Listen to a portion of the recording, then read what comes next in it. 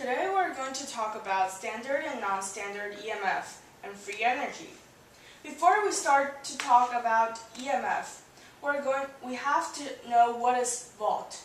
Volt is the potential difference required to impart 1 joule of energy to a charge of 1 coulomb. And we can write it as 1 volt equals 1 joule per coulomb. Since the reduction potential has a unit of volt, which is the ratio of energy per charge, it is considered intensive property. Intensive properties are physical properties that do not depend on the amount of sample being examined and can be used to identify the substance.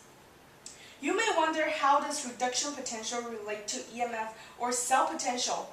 Well, EMF is cell potential, and EMF is the potential difference between the 2 electrodes of a voltaic cell. And cell potential is actually calculated from the reduction potential of anode and cathode. And it depends on the specific reaction happen on the anode and cathode, the concentration of reactants and products, and the temperature in which the reaction takes place. So standard cell potential is also called standard EMF. It's written like this. It depends on the particular cathode and anode half cell involved. So we can write the equation like the EMF, the standard EMF equals the reduction potential of cathode minus the reduction potential of anode. The reduction potential values we used here are derived from the standard reduction potential table at 25 degrees Celsius. Remember that the change of temperature can alter the reduction potential. Also, note that the reduction potential is an intensive property because the increase of the amount of substance in a redox reaction leads to an increase of both energy and charge. The ratio of energy to electrical charge remains constant. Thus, changing the coefficient in the half reaction does not affect the value of standard reduction potential. That's why we always use cathode minus anode, no matter what the coefficient is. The more positive the standard EMF, the greater the driving force for reduction to occur under standard condition. So if we're talking about the voltaic cell, the redox reactions happen spontaneously. So the more positive EMF will tell us that that specific redox reaction happens at cathode because reduction is the gain of electrons, and it happens at cathode. And if we're just talking about the general EMF, the positive EMF tells us spontaneous redox reaction, while the negative one tells us the reaction is non-spontaneous. So the equation we talked about here was specifically for voltaic cell. However, there are other redox reactions happen outside of a voltaic cell.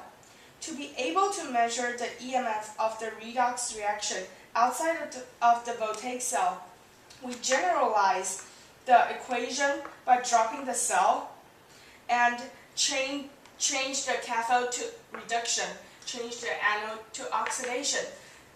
So we can calculate the EMF no matter it is outside or in the voltaic cell.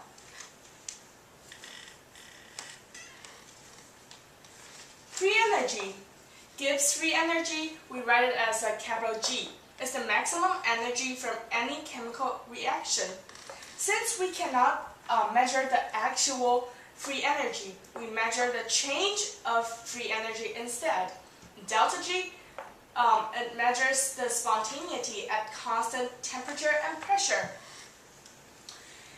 And we can write it as this equation, delta G equals negative NFE. And it has a unit of joule per mole, and the per mole means per mole of reaction as written. This relates the Gibbs free energy to EMF, and the N here is the number of electrons transferred in the reaction, while the F, Faraday's constant, is the quantity of electrical charge on 1 mole of electrons. 1 Faraday equals 96,485 coulomb per mole. Since coulomb equals to joule per volt, we can also say 1 Faraday's constant equal to 96,485 joule per volt per mole. So if a reaction happens spontaneously, we can know that from a positive value of EMF and a negative value of G, of free energy. And on the other hand, if the reaction is non-spontaneous, the EMF will be negative, while the free energy will be positive. So this is the equation, almost the same from the top here, the one top here. However, it's under standard condition, so we give it a degree sign here. The standard condition for voltaic cell is under 25 degrees Celsius, 1 atmosphere for pressure, and 1 molar of concentration for all solution. And this equation relates the free energy to the equilibrium constant.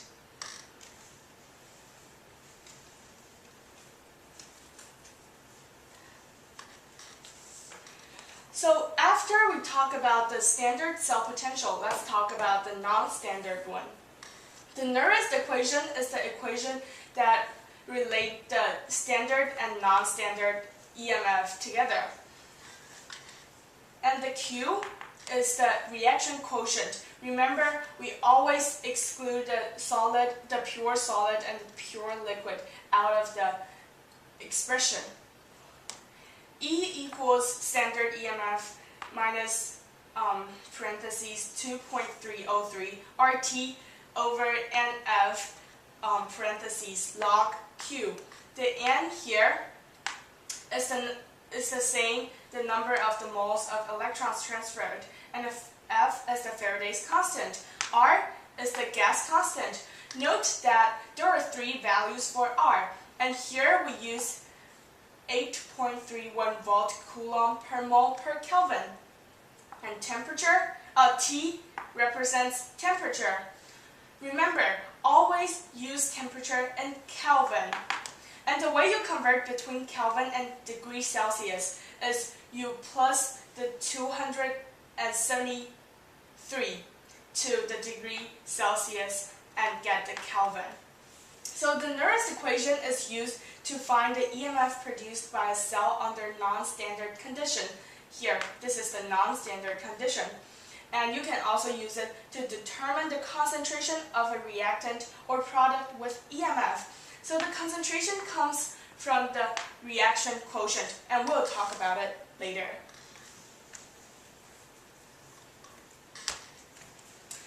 So in each of the voltaic cells we have looked at in previous lessons, the reactive species at the anode has been different from the one at the cathode.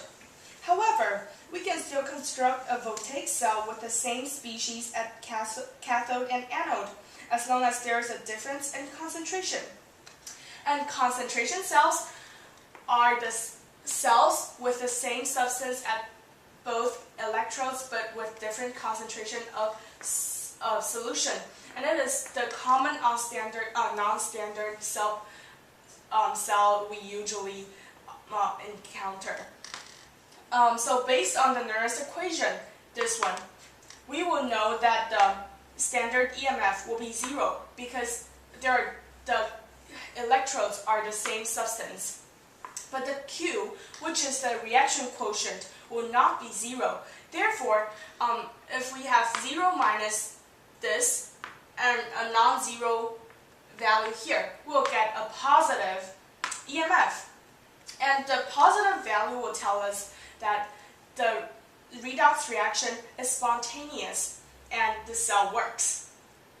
So let's step back to talk about the reaction quotient before we move on. Reaction quotient is a number obtained by substituting reactant and product concentrations or partial pressures at any point of time during a reaction into an equilibrium constant expression. And it is, and the expression is actually the concentration of product over the concentration of reactant. So as reactants are converted to products, which the reaction quotient will increase because the amount of product will increase while the reactant will decrease. So the overall reaction quotient will increase and the EMF will decrease. Eventually, when the reaction reaches equilibrium, the E will become 0. And when we plug this 0 into the equation we talked about previously, which is delta G equals negative and Fe, we'll know that delta G will also be 0. So we can conclude that if a reaction reaches equilibrium, delta G equals 0. So increasing the concentration of reactant or decreasing the concentration of product will yield a higher EMF. This is also based on the reaction quotient here. And the same thing happens here. Decreasing the concentration of reactant or increasing the concentration of product will yield a lower EMF. So finally, let's talk about an example of calculation of cell potential of concentration cell based on the Nernst equation. So calculate the cell EMF of this cell at 298 Kelvin. So we know that here the electrodes are the same. They're all nickel, but one is 1.00 times 10 to the negative 3/3 molar, and the other is 1.00 molar. So first, we have to identify which half reaction is at anode and which is at cathode. Well, the dilute one is always at anode because when reaction happens, the atom in anode will release electrons and dissolve into the solution to increase the concentration in the anode compartment. So at the beginning of the reaction, anode has to have a lower concentration solution, which means it is diluted. And the same reasoning at cathode. The cathode will decrease in concentration when the reaction started. So we have to give it the concentrated solutions at the beginning of the reaction. So anode is the diluted here, and electrons are on the product side. Cathode, the concentrated solution plus gains 2 electrons to become nickel. And the overall reaction will be the concentrated nickel solution yields diluted nickel solution. So after we have the overall one, we can just plug into the Nernst equation.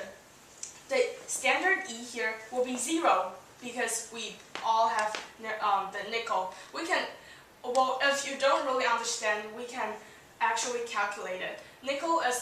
The reduction potential of nickel is negative 0.28 volt. So we'll use cathode minus anode. So this minus this will yield us a 0 volt. And let's plug in the 0 minus 0.0592 over 2. So 2 is the amount of electrons transferred, and here is the two electrons transferred. There are both 2 in anode and cathode, so it is 2 in total. And the log of reaction quotient. We can calculate the reaction quotient as the diluted concentration over the concentrated concentration because we always use the product over reactant. Product over reactant. Here is how we plug in. And finally, we'll get a positive 0.0888 volt. The concentration cell generates an EMF of nearly 0.09 volt, even though the standard cell potential is 0. The difference in concentration cell provides the driving force for the cell. When the concentrations in the two compartments become the same, the reaction quotient is 1, which means it reaches equilibrium. The cell potential will then be 0 and the cell will stop working. We did not do a problem on free energy, but make sure you plug the values with the correct unit into the equation and understand the concept of free energy. Then you will be fine. Thank you for listening.